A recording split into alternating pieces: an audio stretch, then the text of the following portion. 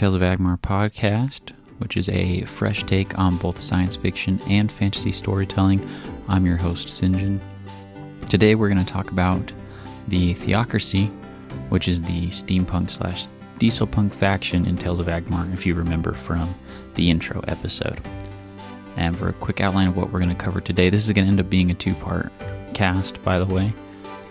So for this one, we're going to do the political structure, and that's going to go over the liberation movement and kind of how the Theocracy ends up getting their technology and why it is the way it is versus everyone else's, as they are the most advanced faction on Agmar.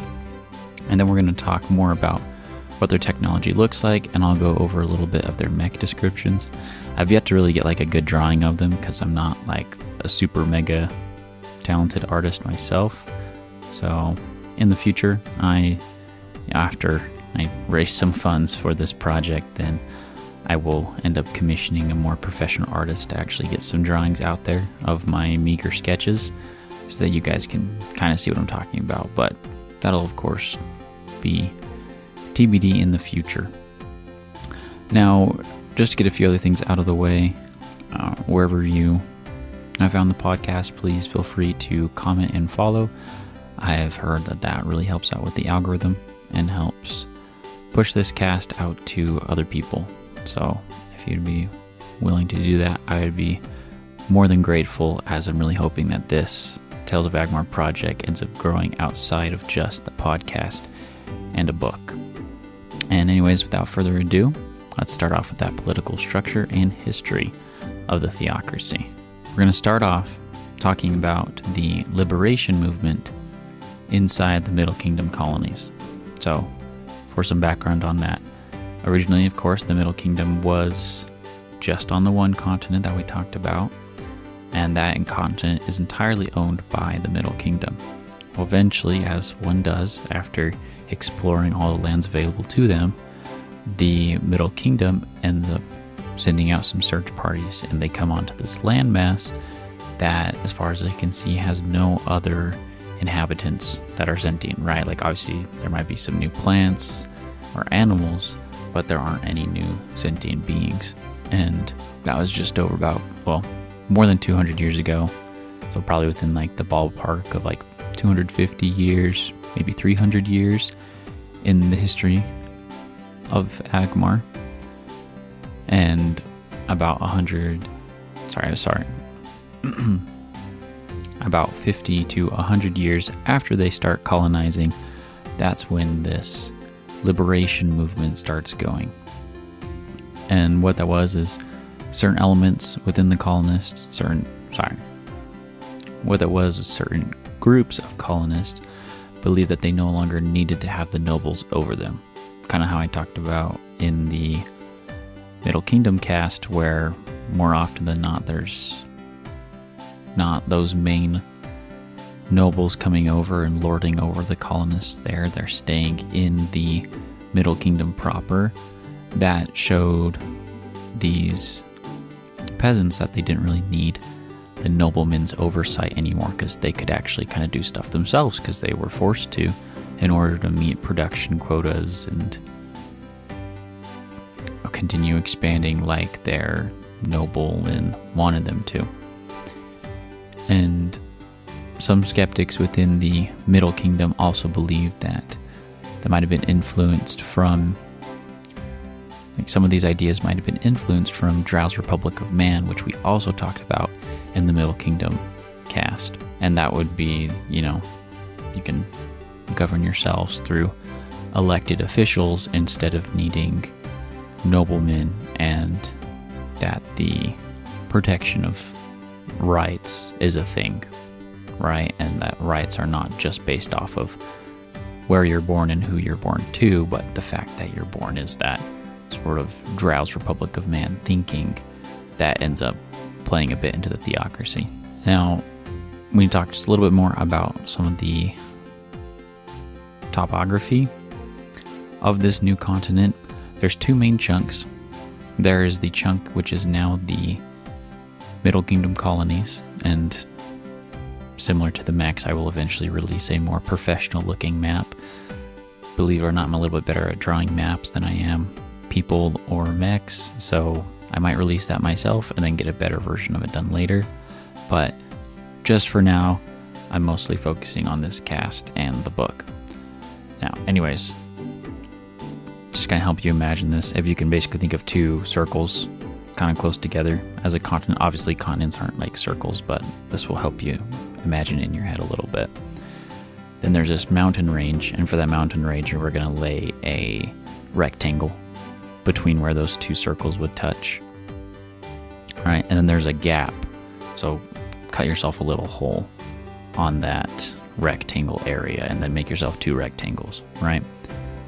Basically, the places where those mountains are, those rectangles in our example, are super hard to cross over. It's very rugged and rough terrain. Yes, if you wanted to hike up there, you could. You may or may not die, and then hiking back down is a whole nother story.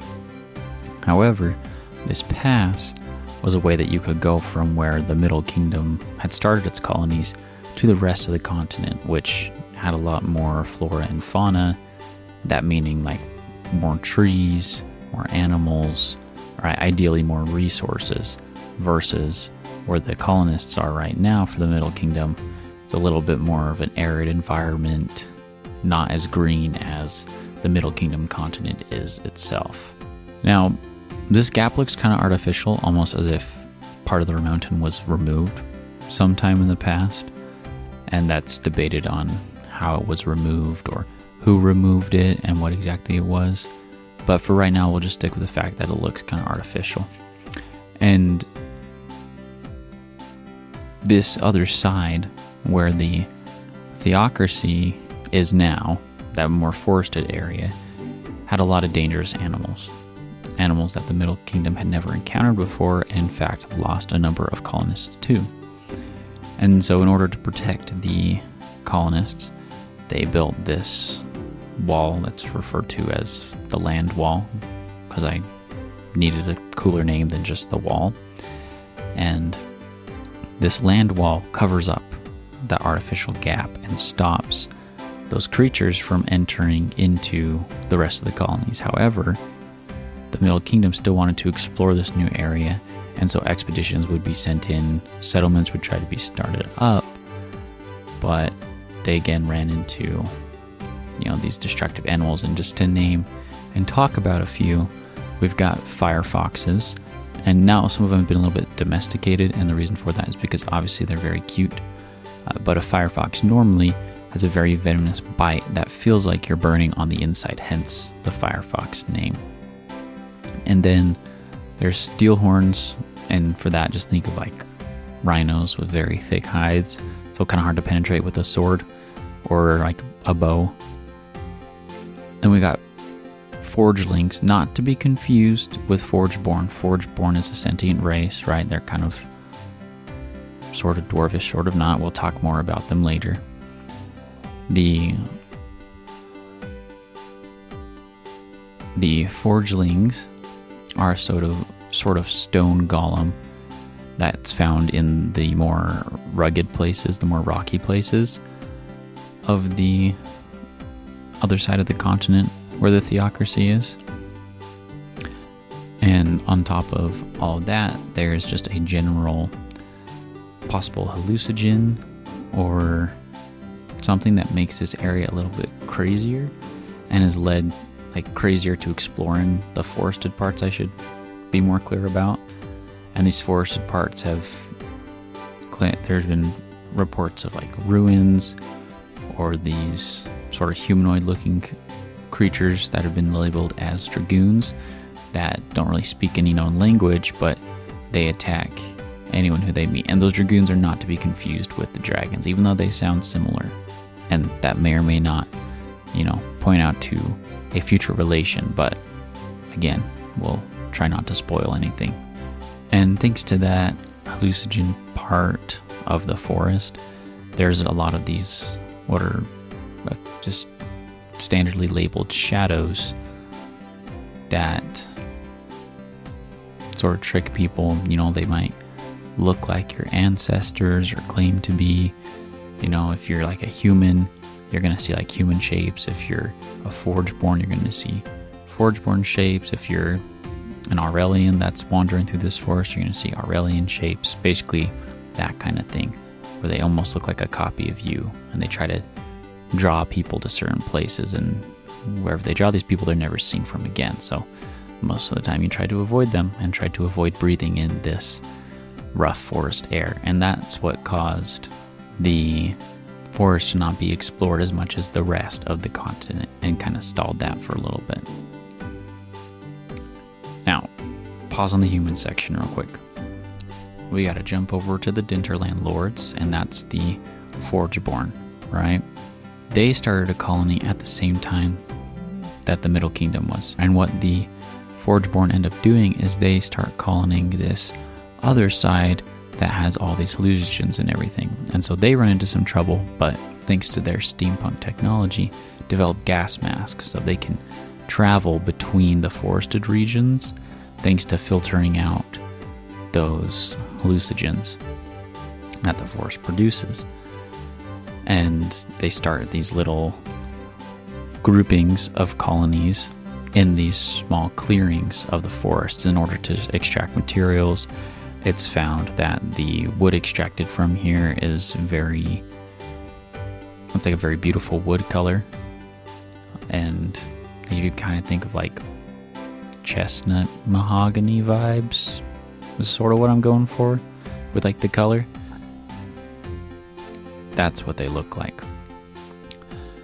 Now, they are obviously doing the same thing the Middle Kingdom is doing, which is using their colonies to extract materials from this area to go back, right? And they have a similar structure to a sort of like feudal lords vibe, which also makes their colonists upset because they're sent here to extract but still aren't exactly allowed to govern themselves, which is not unlike what's happening to the humans.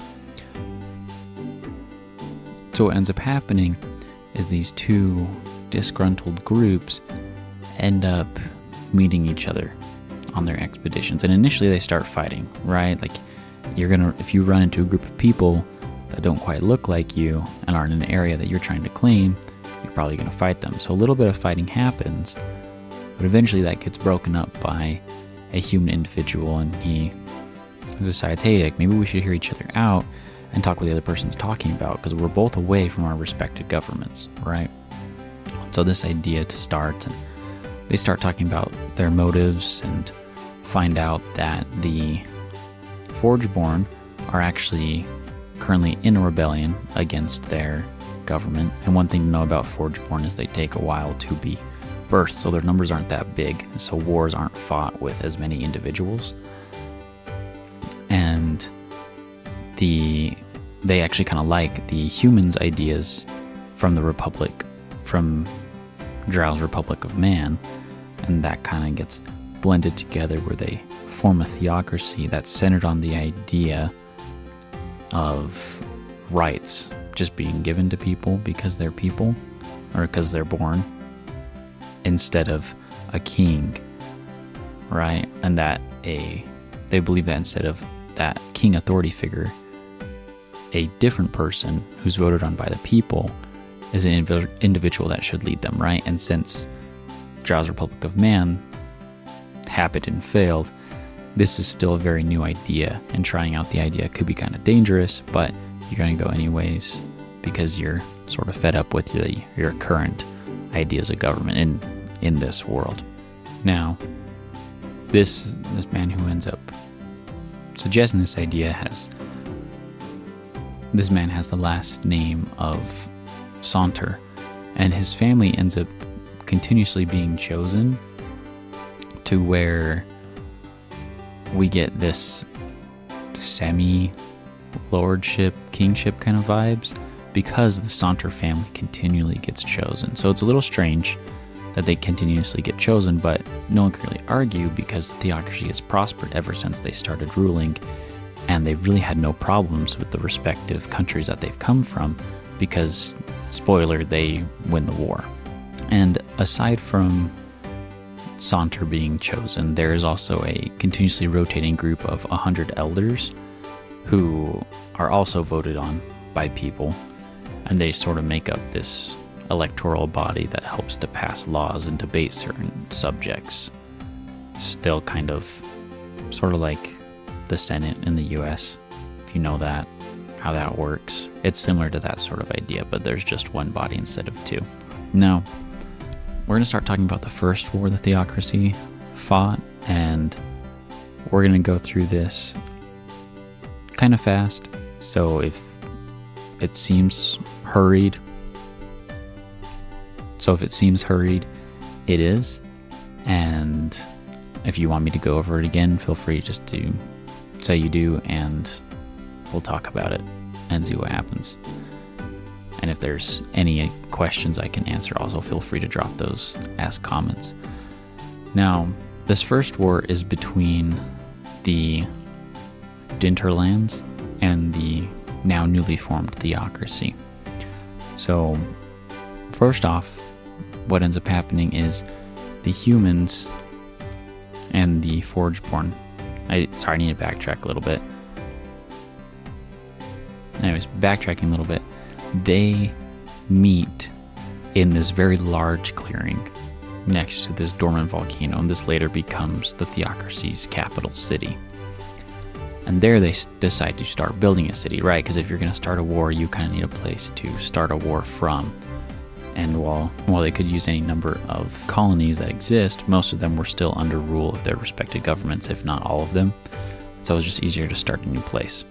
So after those initial troubles and trying to get food running and housing and whatnot, right, the humans have been learning a little bit more about the steam engine because they've never seen the steam engine before. They're used to magic, but not engineering. And the Forgeborn, being Forgeborn, are excited to introduce their new friends to this. And so they start talking about it. And in doing so, the humans encourage the Forgeborn's normal line of thinking, which is very like side to side, basically spreading out like a spider web over one idea instead of going from idea to like the next idea, if that makes sense. Basically, like one is more of a line, very straightforward thinking, and the other one is if you turn that line 90 degrees and just thought every possible invention you could make off of one idea. Yeah, that's a better explanation. Now, with that, the humans encourage this forward thinking, right? And so we start to get some of these dieselpunk ideas because they go, oh, like, what are some other ways that you can do this? How can you convert it from just, burning and heating up water and running a steam turbine and a steam engine? Like, is there ways to improve this, etc., etc.? I'm obviously not going to go into that because you can read like a textbook, like a history textbook, or like any facts on the development from the steam engine to the diesel engine, and they would be very similar in this case. But anyways, we start getting this diesel stuff, which includes running on oil. You get some bits of electricity going on, finer motors, and what this ends up doing is it improves the existing machinery that the Forgeborn brought to the table. Now, another side note, the Dinterlands have mechs in their fighting forces, right? The Theocracy, now with the diesel engine, improves upon these fighting designs and comes up with their own in such a manner that their mechs easily rival the Forgeborn's, the Dinterland Lords' mechs. And not only this, but they've been progressively gaining support from humans. And since there's so many more humans than Forgeborn, and that humans are more dexterous than Forgeborn, a human pilot, on average, is way more capable than a Forgeborn pilot. Of course, you will randomly have Forgeborn that do accept, or that do have like similar to human capabilities, and as the Theocracy goes, you kind of get like a blend of the two, and that sort of melds out, so it's not just solely human pilots. But initially, the battle with the Dinterlands was won because of overwhelming numbers and just better reflexes on the pilot's part inside these mechs. And during this time, right, the Middle Kingdom just keeps thinking that they're losing expeditions to this magical, in quotation marks, forest. And they're not really sending people to go chase after them per se, right? They're just sending additional expeditions. That plays perfectly into the Theocracy's hands because they keep getting additional people that have been sent out. Almost if they're going to die, they rescue said people, right? Introduce them to their technology and their lifestyle, which at this point, 10 years down the line, is way better than the Middle Kingdom because of an industrial revolution, which increases their agricultural production. And so their food stuff is way more plentiful and way more varied than the Middle Kingdom's. It's just a lot more appealing, right? So of course you're going to stick around if you come from a previously oppressed place to this new place that's a little more thinking, or a little bit more free with their thinking and with their substance, right? And it's a lot easier to get a good job in the Theocracy because they have so many jobs to fill, right? Like they're at war right now. They need people to build stuff. They need people to go fight. They need people to go farm. They need people to harvest the materials so that they can do all this, right? And that just makes it way better than the Middle Kingdom. Of course, then eventually after they beat back the Dinterlands and build additional cities, so it'll be about 20 years after the creation of the Theocracy,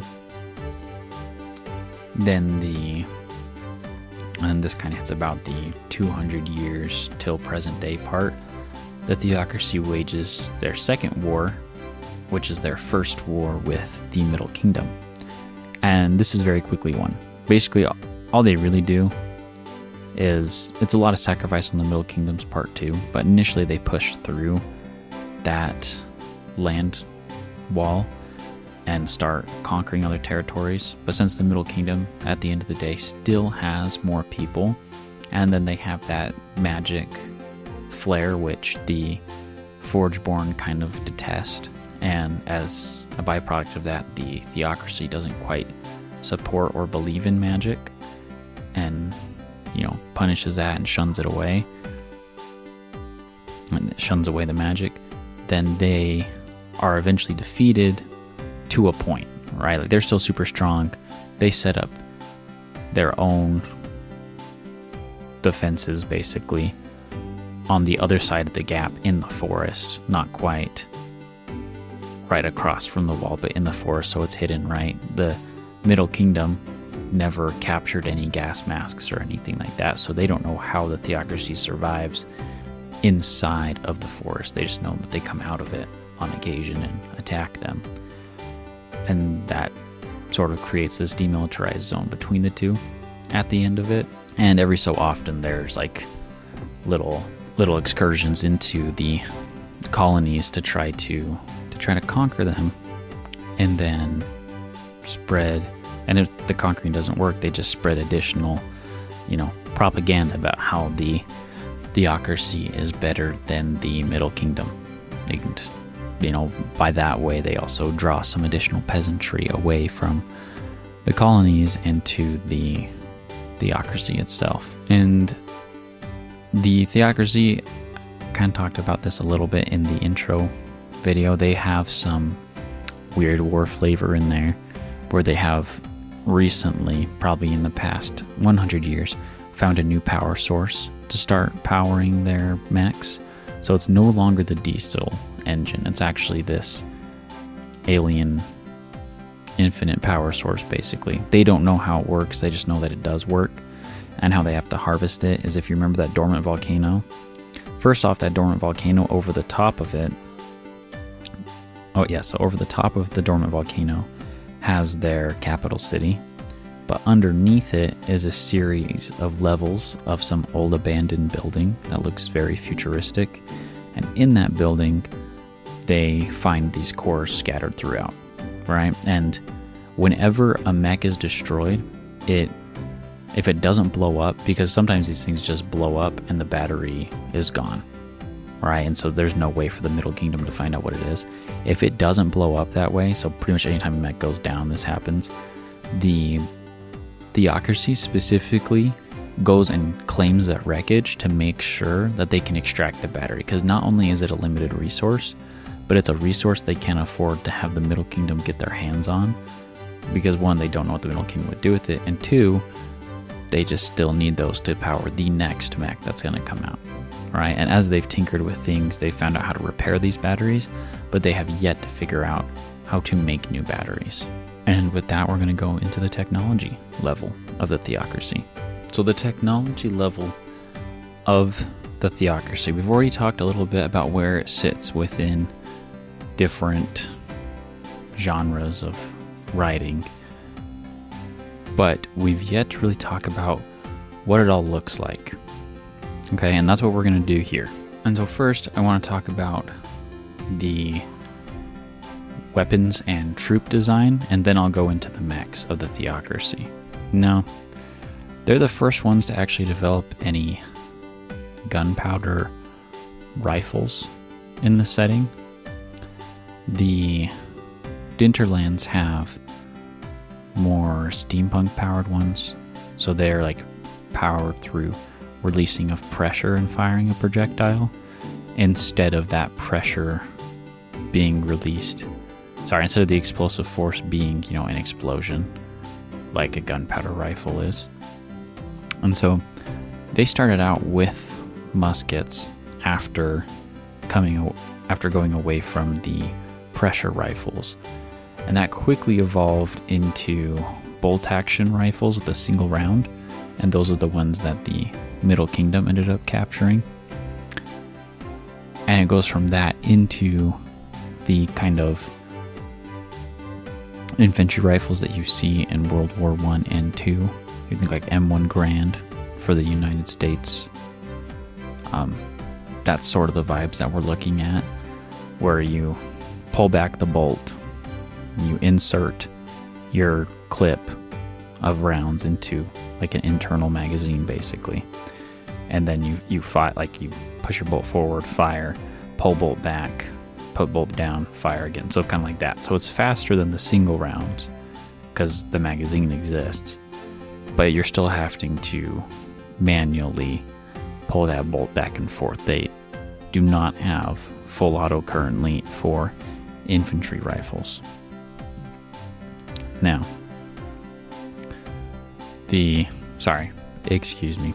that's how it was until I had a quick update. So they went to there, right? And then they've evolved a little bit of a step past that, where they do have sort of a full auto function going, except it's not like full auto how we think of it, where you hold down a trigger and it fires. It's full auto in the case where, thanks to a new element they've discovered, which has replaced their gunpowder in all of their rifles and in their mechs weaponry, it allows them to make what we have now, which is I guess their guns would fit more into a semi-auto point, I should say. But right, you can make the kind of casing for a bullet with the gunpowder all in there, and it fires, flicks that pin out, knocks it, bullet goes, pin comes back. However, there's not like a full auto with like a receiver, or like the gas is being thrown back in. If you catch me, I'm not trying to make it too complicated so that no one like freaks out over it, but if you're a gun nerd and you know how a full auto weapon works, they do not quite work like that. They're working like semi-auto, just to suffice those of you out there who are like me and get obsessed over certain things very quickly. Anyways, that then takes us to the troop designs. I'm still fleshing those out completely because, like, I can, right? I've yet to release any art, but what they're kind of looking like right now is this blend of a Napoleonic era infantry garb with some flavors of World War I, but they do have some like additional metal,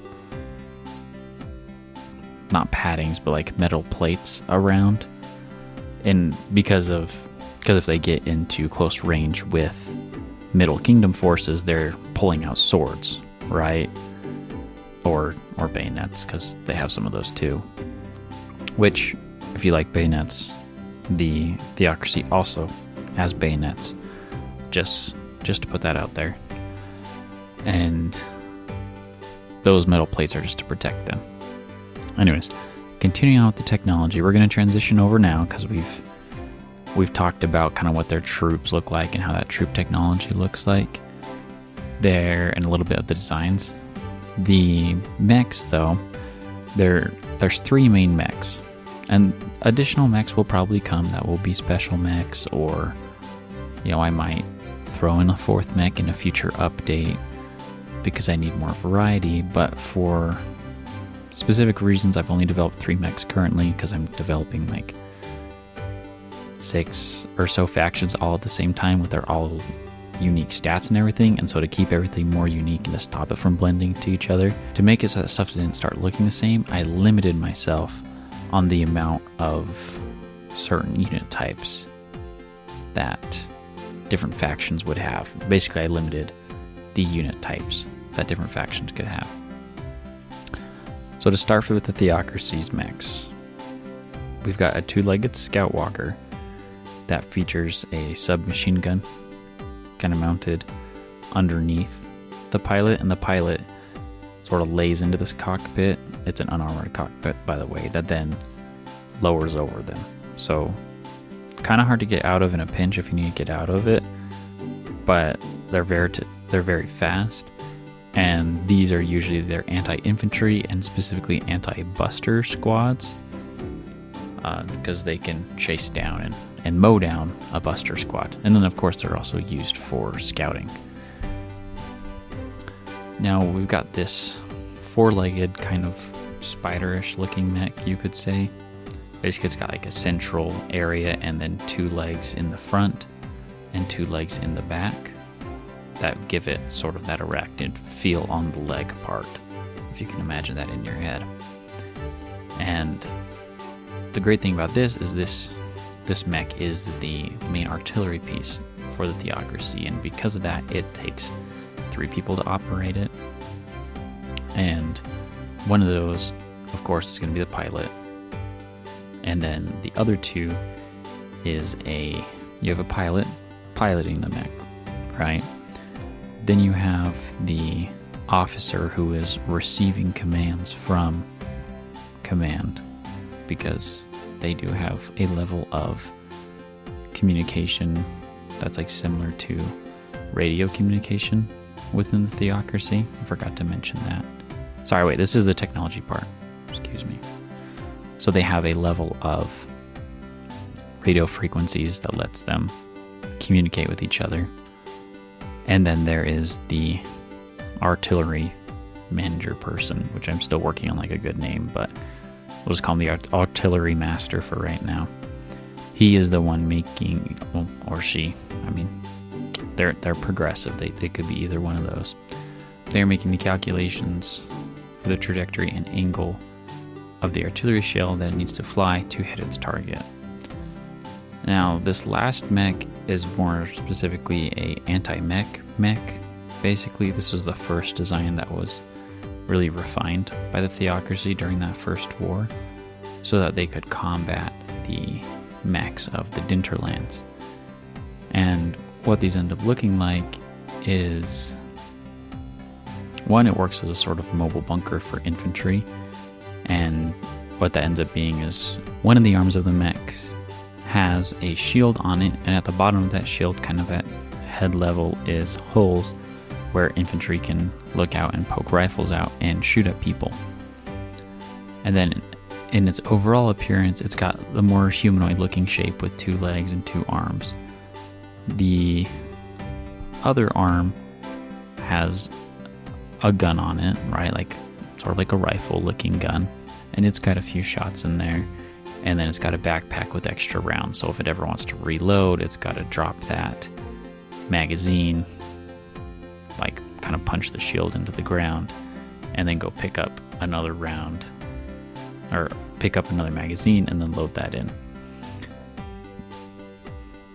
That's pretty much the 3 main combat mechs. There is, of course, a number of mechs for transportation that kind of look like a tractor front with a bed and then lots of like little legs that then go through, and that's what most kind of like crawl on the ground centipede style ish, and that's what a lot of transportation mechs look like in the Theocracy. Like their trains look like that. They don't have rails. They just have the little skidders.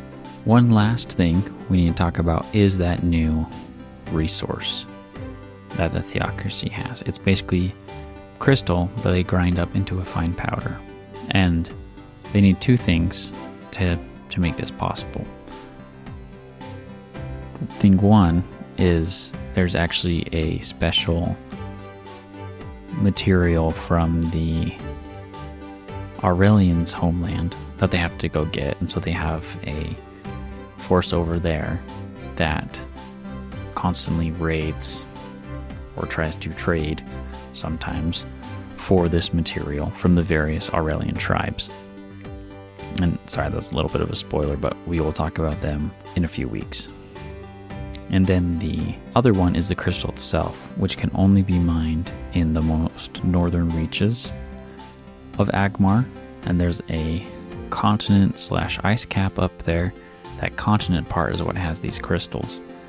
And there is a Aurelian gentleman up there who's another rogue element. As you can kind of see within Tales of Agmar, there's a lot of people that go rogue from their respective governments. But anyways, he's out there. He's made a living for himself selling this crystal to the Theocracy in exchange for more tools, some weapons, as well as manpower that may or may not be achieved through good channels, and then money, of course. He ships this over to the Theocracy, where then they turn it into the materials that they need to power all of their guns, and that pretty much rounds out their technology level. So thanks for coming by and listening to another episode of Tales of Agmar, everybody. I'm going to drop the other part of this episode next week, Friday at 7 p.m. Mountain Standard Time, so please join us then, or as soon as you can, to listen to that episode. And feel free to continue to let me know your thoughts. And we've talked now about 2 factions in Tales of Agmar. Let me know if one of those factions has a special place in your heart, or if there's a different group that you're really excited to hear about. And till then, I will see you next time.